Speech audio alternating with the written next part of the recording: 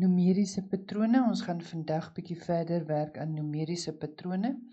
Ons kyk na 'n paar voorbeelde van patrone wat nie 'n konstante verskil of 'n konstante verhouding het nie. Byvoorbeeld, as jy kyk na 10, 17, 26, 37, 50. As ons nou gaan kyk na hierdie patroon, kan ons sien, hier tel ons elke keer 7 by. Dan nadat ons 7 bygetel het, tel ons 9 by. Dan tel ons weer 11 by en dan tel ons 13 by. So as ons die volgende patrone moet bepaal, dan gaan ons elke keer 2 meer bytel as wat ons die vorige keer bygetel het. So 50 plus 15 is 65.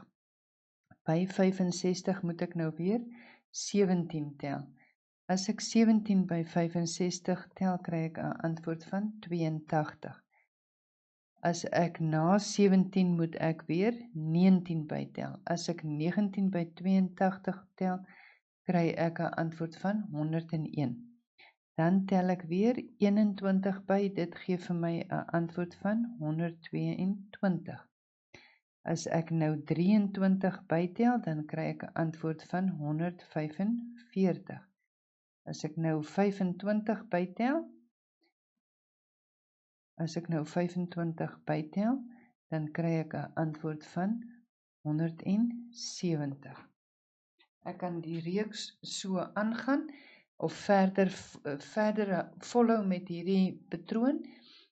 Ons skryf ons beskrywing in woorde deur te sê, tel eers 7 by en tel dan van 7 af opeenvolgende onewe getalle by. As ons kyk na nog 'n voorbeeldjie, as ons het 1, 4, 9, 16, 25. As ek nou na hierdie patroon kyk, 1, 4, 9, 16, 25, en ek wil vasstel wat die reël of die patroon is wat hy volg, kan ek gaan kyk na die posisie van elke term in die ry. As ek kyk na die posisie van 1, is dit posisie 1 en dit gee vir my 1 se kwadraat. As ek kyk na 4, is sy posisie posisie 2 en 4 is 2 se kwadraat. As ek kyk na 9, kan ek sien 9 is 3 se kwadraat.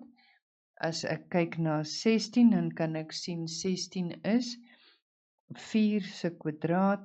As ek kyk na 25, kan ek sien dis 5 se kwadraat.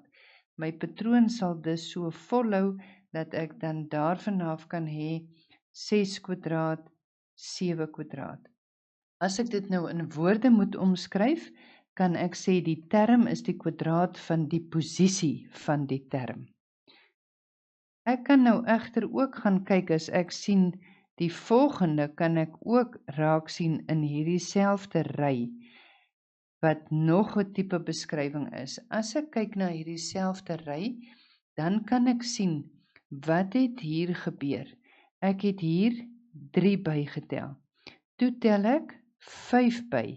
Toe tel ek 7 by. Toe tel ek 9 by. So as ek nou mooi hierdie reeksie verder wil volhou, dan gaan my patroon wees dat ek elke keer 2 meer bytel as wat ek die vorige keer bygetel het. So as ek by 25 11 bytel, dan kry ek 'n antwoord van 36. As ek by 36 13 bytel, kry ek 'n antwoord van 49. So hou my patroon vol. As ek hierdie patroon nou in my eie woorde moet omskryf, sal ek sê, jy tel eers 3 by, en dan tel jy daarna opeenvolgende onewe getalle vanaf 3 by. Dit is dan nou voorbeeldjies van numeriese patrone, wat nie 'n konstante verskil of 'n konstante verhouding het nie. Geniet jou huiswerk.